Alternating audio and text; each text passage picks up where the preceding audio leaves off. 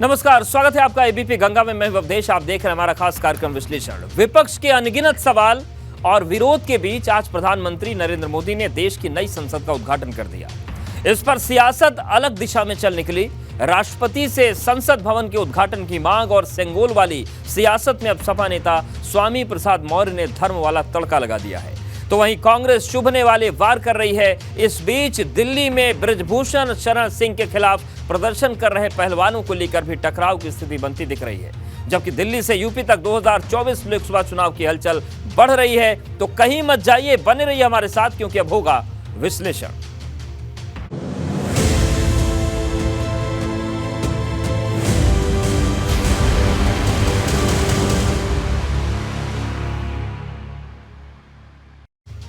हवन पूजन और सर्वधर्म प्रार्थना के साथ नई संसद का शुभ आरंभ हो गया है। पारंपरिक भारतीय वेशभूषा में पीएम मोदी ने नई संसद का उद्घाटन किया। सेंगोल को संसद परिसर में स्थापित किया, जिस पर उद्घाटन कार्यक्रम से दूर रहे विपक्ष के दलों ने विरोध का नया चैप्टर खोल दिया। सपा के राष्ट्रीय महासचिव स्वामी प्रसाद मौर्य ने धर्म के आश्रय तीखा हमला बोला। दावा है कि नई संसद के उद्घाटन के मौके पर अल्पसंख्यक समाज के धर्मगुरुओं को नहीं बुलाया गया। वहीं कांग्रेस संसद के उद्घाटन को राज्याभिषेक का नाम दे रही है, जबकि आरजेडी के ट्विटर हैंडल से निकला ट्वीट टकराव।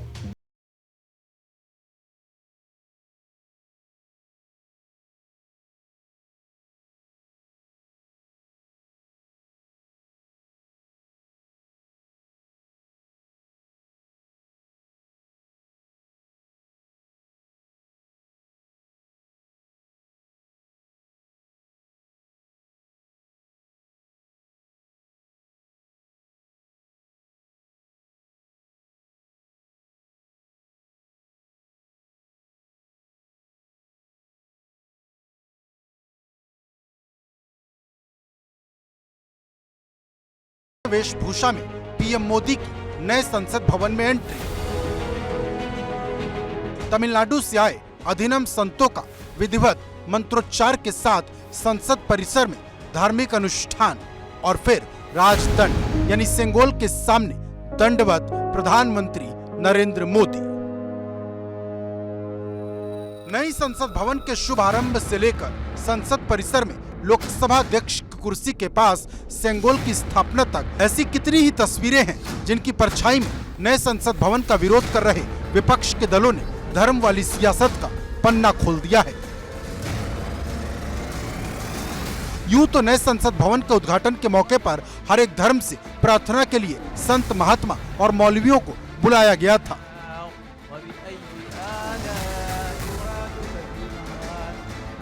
कुरान की आयतें पढ़ी गई, बाइबिल गुरबाणी की ध्वनि सुनाई दी। जैन और बौद्ध धर्म के संतों ने प्रार्थना की, लेकिन नई संसद की सर्वधर्म सभा की इन तस्वीरों के इतर विपक्ष ने मोदी सरकार के खिलाफ धर्म वाला मोर्चा खोल दिया। सपा के राष्ट्रीय महासचिव स्वामी प्रसाद मौर्य का दावा है कि मोदी सरकार ने दक्षिण के ब्राह्मण धर्माचार्यों को बुलाकर दूसरे धर्मों का अपमान किया।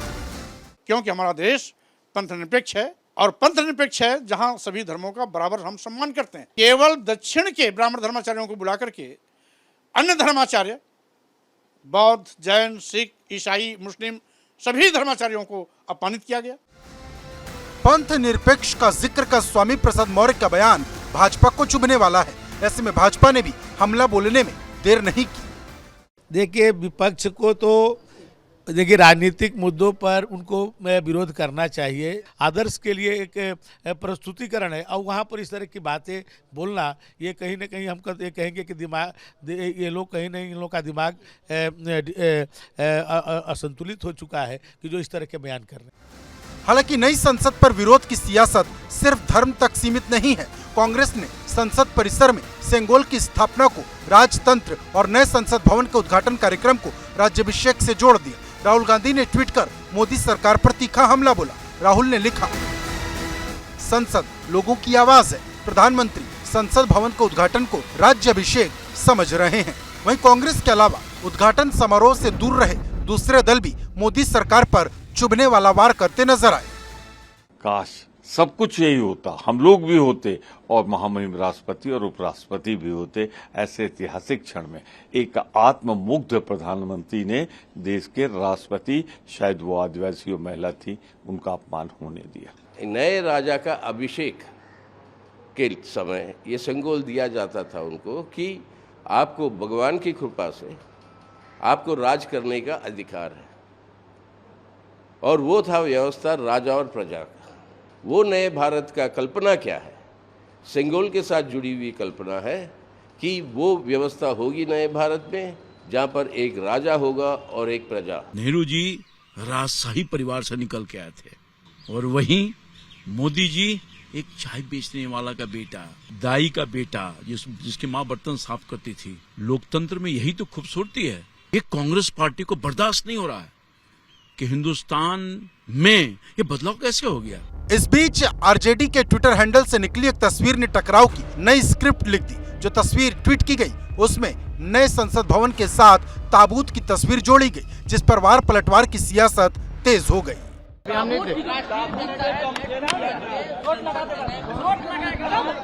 हमको जानकारी नहीं, देख लेंगे। क्या है उनके बारे में क्या बोले, उनका कोई स्टैंड ही नहीं है। ताबूत क्यों कह रहे हैं? वो किसी और मिसाल दे सकते थे ना, और मिसाल दो, उसमें भी आप ये एंगल लाते हैं। नई संसद भवन के उद्घाटन के मौके पर जहां एक तरफ विपक्ष के कई दल सवाल उठा रहे हैं, तो आंध्र प्रदेश की सत्ता में काबिज वाईएसआर कांग्रेस, कर्नाटक की जेडीएस और यूपी में बसपा सरकार के साथ खड़ी दिखाई दी। आंध्र प्रदेश के मुख्यमंत्री जगन मोहन रेड्डी, पूर्व प्रधानमंत्री एचडी देवेगौड़ा और बसपा सांसद संसद के उद्घाटन कार्यक्रम में शामिल हुए। मेरे हिसाब से जो कह रहे हैं और क्या कह रहे हैं इसका जवाब तो वो ही देंगे, और वो पता नहीं इन शब्दों के भी अर्थ क्या है। बट एक चीज़ है कि इस लुटियन जॉन में एक पुरानी संसद से आज नई संसद में आए हैं। जेडीयू के विरोध के बावजूद राज्यसभा के उपसभापति और जेडीयू के सांसद हरिवंश नारायण सिंह भी उद्घाटन समारोह में शामिल हुए। साफ है, नई संसद के नाम पर विपक्ष विरोध तो कर रहा है, लेकिन अलग अलग मुद्दों को लेकर विपक्ष के अंदर ही मतभेद दिखाई दे रहे। लखनऊ से विवेक त्रिपाठी और दिल्ली से अविनाश तिवारी के साथ वीरेश पांडे, एबीपी गंगा। नई संसद के उद्घाटन को लेकर आरोपों की शक्ल में बयानों का तूफान उठ रहा है। ट्वीट के तरकश के तीर चलाए जा रहे हैं। इस बीच कांग्रेस के ट्विटर हैंडल से निकली नेहरू बनाम मोदी वाली तस्वीर ने नई जंग छेड़ दी। दरअसल कांग्रेस की ओर से जो तस्वीर ट्वीट की गई उसमें जवाहरलाल नेहरू के सामने पीएम मोदी के कद को कम करके दिखाया गया है। नतीजा, भाजपा ने भी पलटवार करने में देर नहीं लगाई। भाजपा ने जवाहरलाल नेहरू की एक तस्वीर ट्वीट कर चुभने वाला हमला बोल दिया है।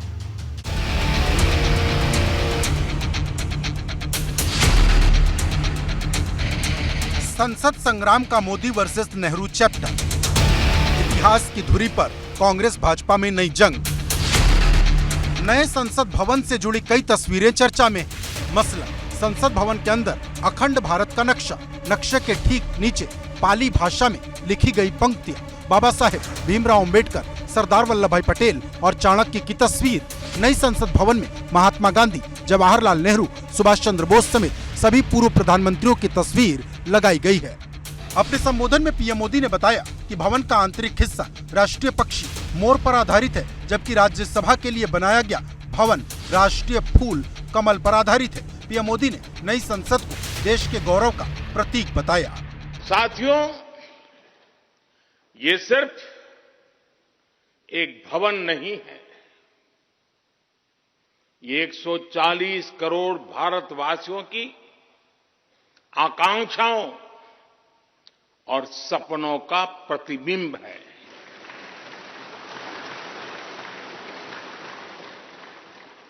ये विश्व को भारत के दृढ़ संकल्प का संदेश देता हमारे लोकतंत्र का मंदिर है।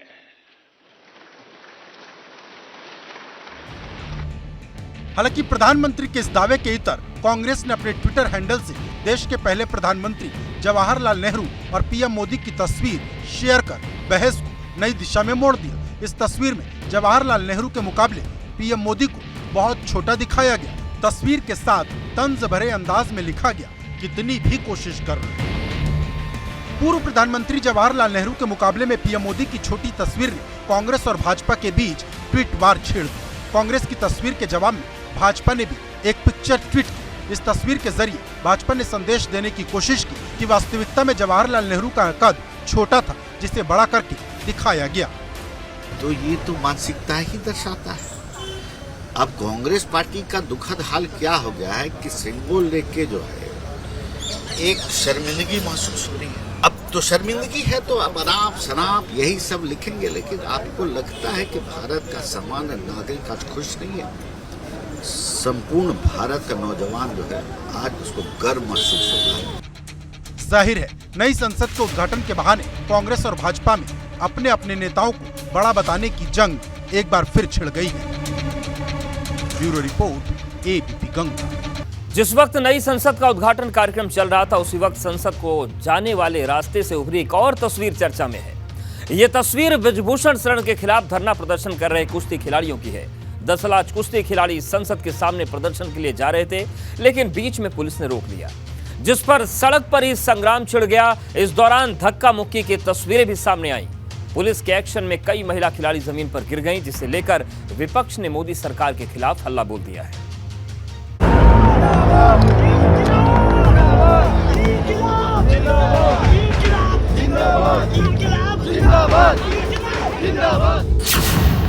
ब्रजभूषण के खिलाफ खिलाड़ियों का सड़क संग्राम।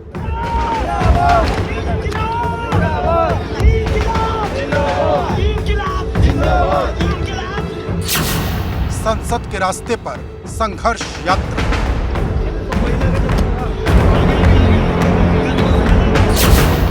पुलिस के एक्शन पर सुलग उठी सियासत।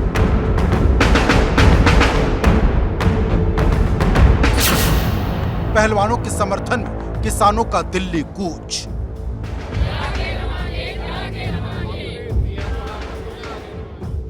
संसद के रास्ते पर संघर्ष करते कुश्ती खिलाड़ियों की इन तस्वीरों ने सियासत में नई तपिश पैदा कर दी है। दरअसल ब्रजभूषण शरण सिंह पर कार्रवाई की मांग कर रहे कुश्ती खिलाड़ी संसद भवन पहुंचना चाहते थे। योजना संसद भवन के सामने पंचायत करने की थी, लेकिन पुलिस ने बीच में ही खिलाड़ियों को रोक लिया। इस दौरान धक्का मुक्की और बैरिकेडिंग पर चढ़ने की तस्वीरें भी सामने आई। हालांकि बाद में पुलिस ने सभी खिलाड़ियों और प्रदर्शन में मौजूद दूसरे लोगों को हिरासत में ले लिया। टेंट उखाड़ दिए गए। अब पुलिस के इसी एक्शन पर सियासत रफ्तार पकड़ रही। सवालों की दिशा मोदी सरकार की ओर है।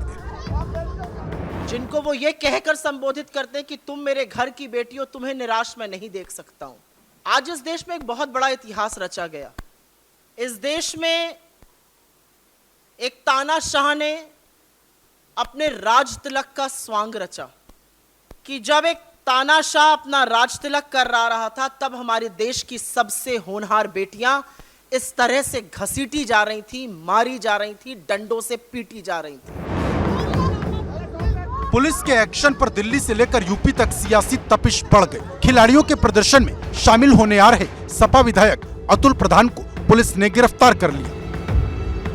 वहीं सपा के राष्ट्रीय महासचिव शिवपाल यादव ने भाजपा सरकार पर चुभने वाला वार किया। शिवपाल यादव ने खिलाड़ियों पर पुलिस के एक्शन को लेकर ट्वीट किया, तर्क, निष्कर्ष और मंशा चाहे कुछ भी हो, ये दृश्य दुर्भाग्यपूर्ण है। तिरंगे के साथ देश की बेटियां। खिलाड़ियों पर पुलिस के एक्शन से ब्रजभूषण शरण सिंह पर यौन शोषण का मामला तूल पकड़ने लगा है। पुलिस के एक्शन के बाद रालोद अध्यक्ष जयंत चौधरी भी आगरा से दिल्ली पहुंच गए। जयंत चौधरी ने सीधे सीधे सरकार पर सवाल खड़े कर दिए। सभी लोगों को रोका गया जो भारत के इन वीरों के साथ खड़ा होना चाहते थे, जो पहलवानों का साथ देना चाहते थे, गांव से निकल के जा रहे थे। सभी सीमाओं पे रोक टोक हुई उनके साथ, और बदतमीजियाँ भी जरूर की होंगी प्रशासन ने उनके साथ भी। हमने वही तस्वीरें देखी हैं जो पहलवानों के साथ हुआ। ऐसा व्यवहार किसी भी सभ्य समाज में बर्दाश्त के बाहर है।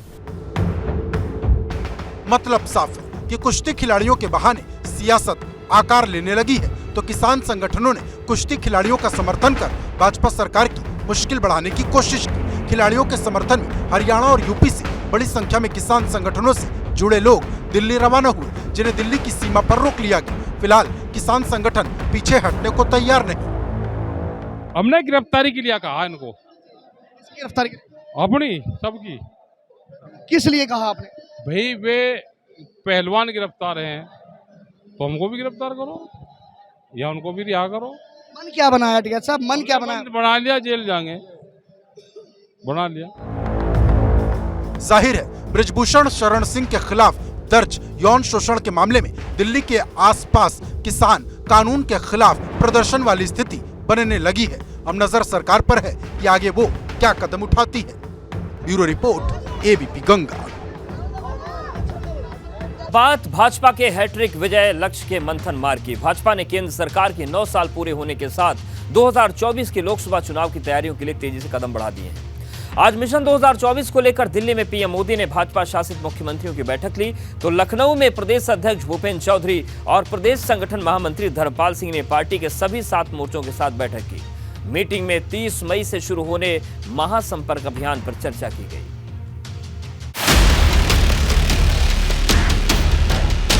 हैट्रिक विजय का मंथन मार्ग, लखनऊ से दिल्ली तक बाहुबली तैयारी। दिल्ली और लखनऊ में भाजपा कार्यालय से आई इन 2 तस्वीरों का संकेत बड़ा है और संदेश भी।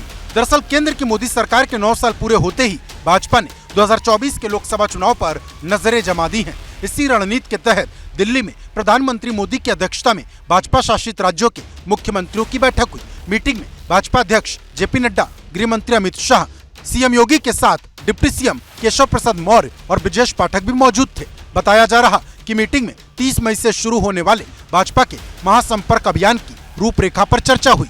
अगर बात करें जिस तरीके से आगामी लोकसभा चुनाव है उसके मद्देनजर ये महत्वपूर्ण बैठक हुई, जिसमें राज्यों से फीडबैक लिया गया कि उनके राज्यों में किस तरीके से केंद्र सरकार की योजनाएं चल रही है और राज्य सरकार की योजनाएं किस तरीके से आगे कार्य कर रही है। कौन से ऐसे लोग हैं जो अभी भी केंद्र सरकार और राज्य सरकार की योजनाओं से लाभान्वित नहीं हुए और इसके साथ साथ किस तरीके से वहां पे बीजेपी को लेकर के माहौल है। इन तमाम सारे विषयों पर गहन मंथन हुआ। 2024 की तैयारियों में जुटी भाजपा का सबसे ज्यादा फोकस यूपी पर है। यूपी में भाजपा की तैयारी 2024 में 2014 और 2019 के नतीजों से भी आगे निकलने की है।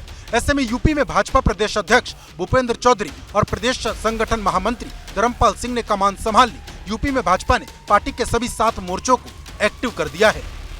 महासंपर्क अभियान से पहले लखनऊ में हुई बैठक में पार्टी के सभी 7 मोर्चों के अध्यक्ष और पदाधिकारी मौजूद रहे। मीटिंग में सभी मोर्चों को 30 मई से 30 जून तक चलने वाले महासंपर्क अभियान की अलग अलग जिम्मेदारी सौंपी गई। 1 महीने का पूरा चार्ट और रूट मैप तैयार हो गया है। 1 महीने में प्रमुख तौर पर सभी मोर्चों को लाभार्थियों से संपर्क करना, जैसे नौजवानों को क्या लाभ हुए उनको संपर्क करना। एक बाइक रैली युवा मोर्चा कर रहा है जो पूरी लोकसभा में घूमेगी। इसी तरह हर विधानसभा में मोर्चों के संयुक्त सम्मेलन, ऐसे कर कर लोकसभा चुनाव 2024 की दृष्टि से पूरे 1 महीने का रूट मैप तैयार हुआ है। उसी की तैयारी के संबंध में आज बैठे। मन की बात का जो जिले वाइज डिस्ट्रीब्यूशन किया जाएगा, इसके अलावा लाभार्थी सम्मेलन और मोर्चों के सब संयुक्त सम्मेलन, सूफी संवाद, इसके अलावा तमाम जो लाभार्थी हैं उनसे संपर्क करके पार्टी के साथ जोड़ने का और नए मतदाता बनाने का तमाम कार्यक्रम आज पार्टी की तरफ से मिले हैं। भाजपा की योजना 30 मई से 30 जून तक अलग अलग विधानसभा क्षेत्रों में कार्यक्रम आयोजित करने की है, जबकि 20 जून से 30 जून तक भाजपा नेता और कार्यकर्ता घर घर जाएंगे। भाजपा के महासंपर्क अभियान में दूसरे राज्यों के नेता भी शामिल होंगे। भारतीय जनता पार्टी ओबीसी मोर्चा पूरे उत्तर प्रदेश में महासंपर्क अभियान के माध्यम से सभी जिलों में सम्मेलन करेगा। धन्यवाद मोदी प्रभु सम्मेलन करेगा। उत्तर प्रदेश में 75 लाख लाभार्थियों के साथ संपर्क करेगा। प्रधान से लेकर सांसद तक संवाद करके सरकार के द्वारा जारी पत्रों को वितरित करेगा। बीजेपी के जो मोर्चे हैं उन सभी मोर्चों की बैठक प्रदेश कार्यालय पर हुई, जहां इस महासंपर्क अभियान में अलग अलग मोर्चों के लिए क्या काम रहेंगे, क्या रोड मैप रहेगा, कैसे उन्हें इस पूरे 1 महीने के अभियान में शामिल होना है, इसे लेकर चर्चा हुई। बैठक में महामंत्री संगठन धर्मपाल सिंह ने सभी मोर्चों के जो अध्यक्ष हैं उन्हें निर्देश दिए हैं कि इस पूरे 30 मई से लेकर 30 जून के बीच जो महासंपर्क अभियान चलेगा उसमें मोर्चों को भी अपनी भूमिका सक्रियता के साथ निभानी है। माना जा रहा है कि भाजपा को यकीन हो चला है कि अगर यूपी में जमीनी स्तर पर घेराबंदी मजबूत की गई तो फिर 2024 में जीत का रास्ता आसान हो सकता है। ऐसे में भाजपा अभी से कोई कोर कसर नहीं छोड़ना चाहती। दिल्ली से अविनाश तिवारी और लखनऊ से अनुभव शुक्ला के साथ ब्यूरो रिपोर्ट, एबीपी गंगा। बात पश्चिमी यूपी में जयंत चौधरी के समरसता मोर्चा की। निकाय चुनाव के नतीजों से उत्साहित जयंत चौधरी पश्चिमी यूपी के शहर से लेकर गांव तक घेराबंदी करने में जुटे हैं। पिछले 2 दिन में जयंत चौधरी आगरा के 15 गांव में सभाएं कर रहे हैं। माना जा रहा है कि जयंत चौधरी की कवायद खतौली उपचुनाव वाली रणनीति के आसरे जमीन पर मजबूत घेराबंदी करने की है।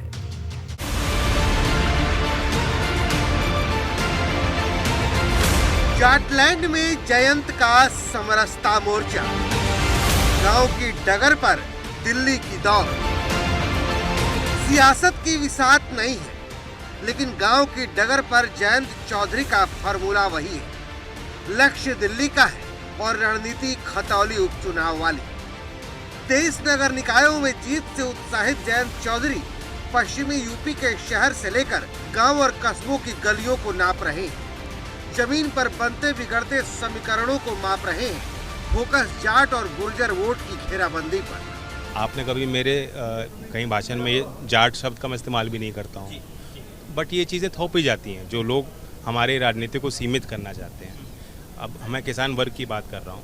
ये देश में जो भी काम करता है उस काम के क्षेत्र की उनकी एसोसिएशन बन जाती हैं, संगठन बन जाते हैं। वह किसान ही बटा हुआ है देश में और सब संगठित हैं। तो हम किसानों की पार्टी, पुरानी पार्टी रही है, सब लोग जानते हैं, परिचित हैं। अब जयंत चौधरी को भले ही सियासत के जाति मार्ग पर वोट बैंक की घेराबंदी से इनकार है, लेकिन अगर जयंत चौधरी के समरसता अभियान के रूट मैप पर नजर डालें तो साफ पता चलता है कि जयंत चौधरी की कोशिश ग्रामीण इलाकों में जाट, गुर्जर और मुस्लिम मतदाताओं की मजबूत गठजोड़ तैयार करने पर है। आगरा में रहकर उन्होंने हजारों लोगों से 2 दिन में जनसंवाद किया। वजह साफ है, नजरें मिशन 2024 पर हैं और उनको लगता है कि आगरा की फतेहपुर सीकरी लोकसभा ऐसी लोकसभा है जहां थोड़ी मेहनत और कर ली जाए तो शायद बाजी पलट जाए। 19 मई से अब तक जयंत चौधरी बागपत से आगरा तक सफर कर चुके हैं। पिछले 2 दिनों में आगरा के अलग अलग 15 गांवों में जयंत चौधरी की सभाएं हुई हैं। माना जा रहा है कि जयंत चौधरी की नजर आगरा के देहात इलाके में पार्टी की जड़ें मजबूत करने पर है। बात सियासी जमीन की नहीं, सियासत की नहीं है। ये हमारे पुराने लोग रहे हैं, हमारे संबंध हैं इन लोगों के साथ। उनके बीच जाना पड़ता है, जाके ही कुछ ऊर्जा मिलती है और ताकत बढ़ती है आगे के लिए। आगे बड़ी लंबी लड़ाई हमको साथ मिल के लड़नी है। हम चाहते हैं इनका सम्मान रहे, किसान को सम्मान मिले, आगरा क्षेत्र का विकास हो। आज आगरा देहात के विभिन्न गाँव में हम लोग गए, बहुत अच्छा लगा। आगरा के बाद 30 मई और 31 मई को जयंत चौधरी गाजियाबाद में समरसता अभियान चलाएंगे। पार्टी के पक्ष में माहौल बनाएंगे, जिसके बाद बिजनौर और बड़ौत में कार्यक्रम होंगे। कुल मिलाकर कहें तो जयंत चौधरी ने पुराने समीकरणों को नए सिरे से कसना शुरू कर दिया है। आगरा से एबीपी गंगा के लिए नितिन उपाध्याय की रिपोर्ट।